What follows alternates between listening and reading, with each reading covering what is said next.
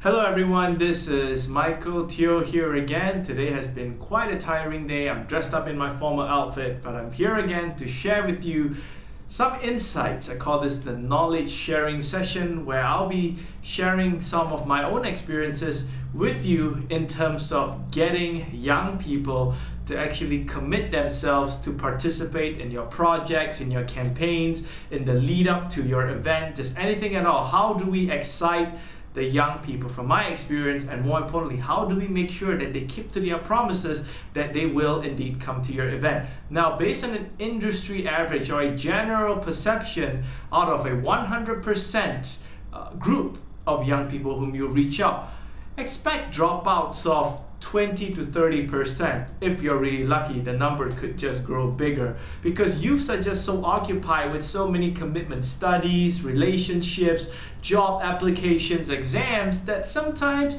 you may think that your event is number one on your list, but unfortunately it is not. But then again, that's the reality. Right now I'm going to share with you 3 tips on how you can get them excited. Now, number 1, you need to reach out to them.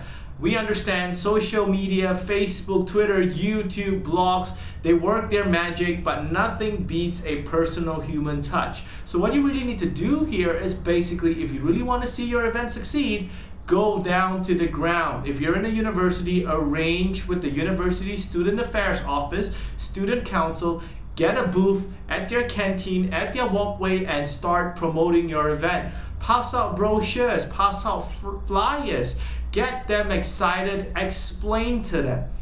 I sometimes understand if you're speaking to a university with a population of 10,000 people, of course in your wish list you would want to reach out to 10,000 people, but that's not the case. Even though if you've just reached out to 100, at least you bet that 70 people would turn up for your event. But nothing beats the first step. You need to reach out to them. If you really want to see your event become a success, you need to commit that extra mile. You need to create that platform where you get to interact with them one-on-one, talk to them. Now, number 2 criteria is the call for action.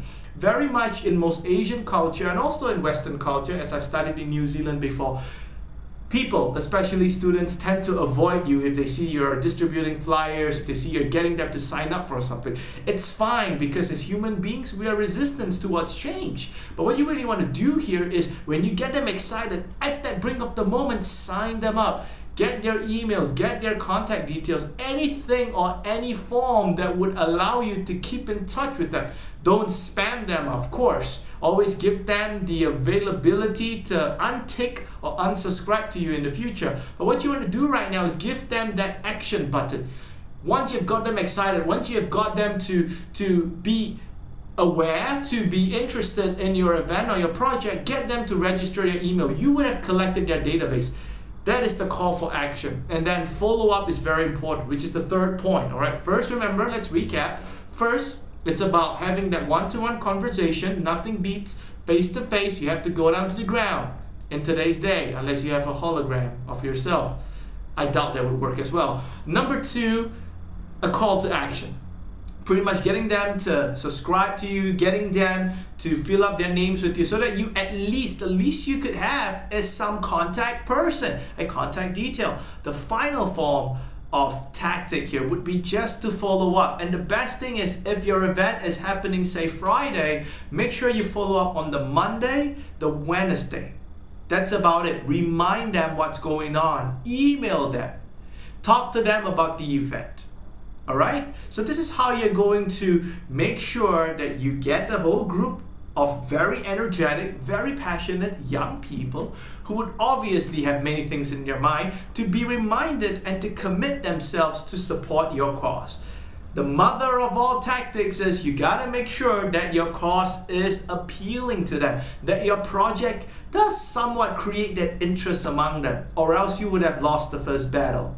Again, this is Teoh here, sharing my tips with you on how to get young people perhaps excited, or just to get a little bit of their attention to support the project, the good causes, and the efforts that you're doing.